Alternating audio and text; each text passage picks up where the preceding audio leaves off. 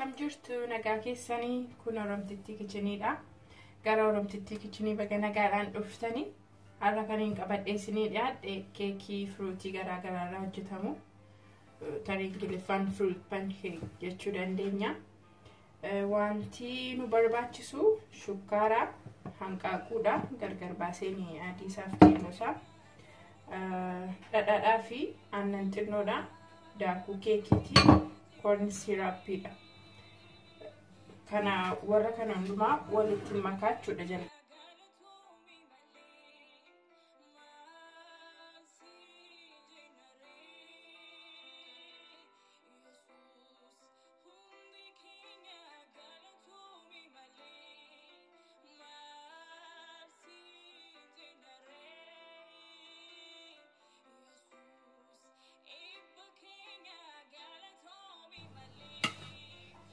Amma keekiin keenya koo qabbanaa'utti kan hojjedha.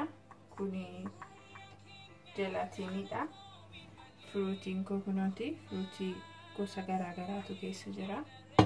Kun bishaan cabbaadha. Bishaan cabbaa kananii jelaatiinii kanatti naqa.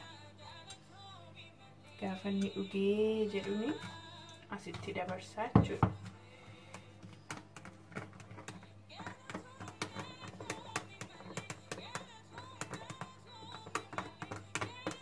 Sabodee qoda kana keessatti qopheeffadha. Kanaaf jelaatiinii kanaaf fruutii kana waliin makee kanatti dabarsee kanammoo firiijii keessan kaa'achuudha. Firiijii keessa akkas gara sa'aatii tokkotti tursee baasaa. Ammasitti keekiinis hin qabbanaa. Wantoota gidduutti hojjennu immoo achi as deebi'een isinitti agarsiisa.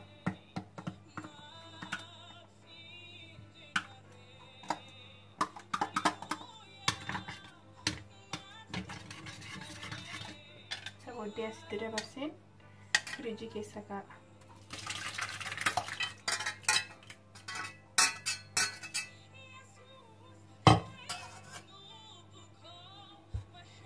Amma keekii keenyatti guutuudhaaf kan nu barbaachisu cheesii, cream cheesiidha, loomii xinnoodha, vaniilii xinnoodha, sukkaaraa fi heavy creamidha.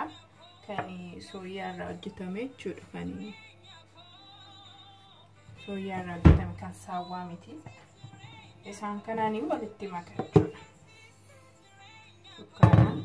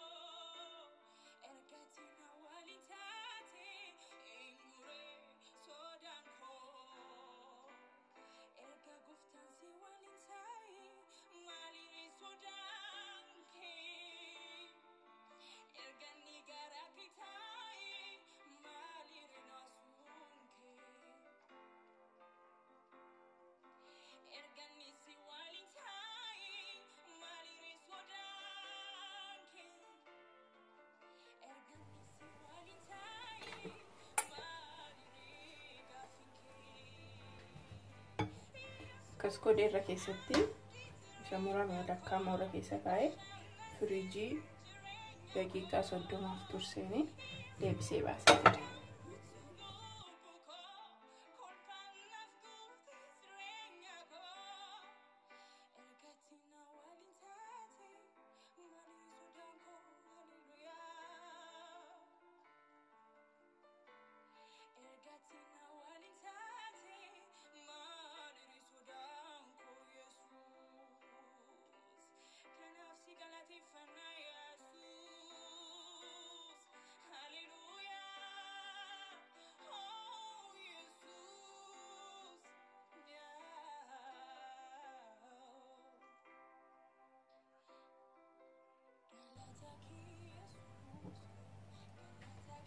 kana fakkaata. Strawberry xilloon irra kaa'ee mee keessa isaa waan fakkaatu laatamu. Baay'ee salphaadha.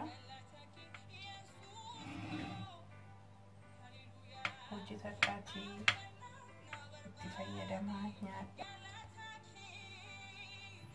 Kana fakkaata. Fruitiin keenya keessa jira. Baay'ee bareeda.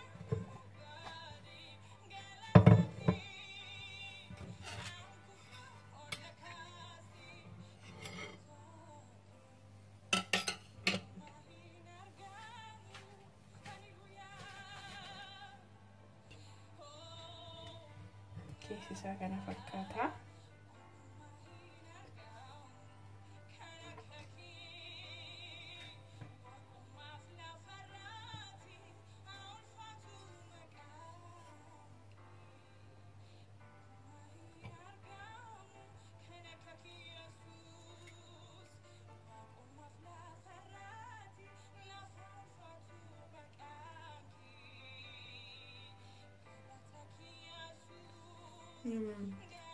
Baay'ee mi'aa. Baay'ee namatti tola dhugaa.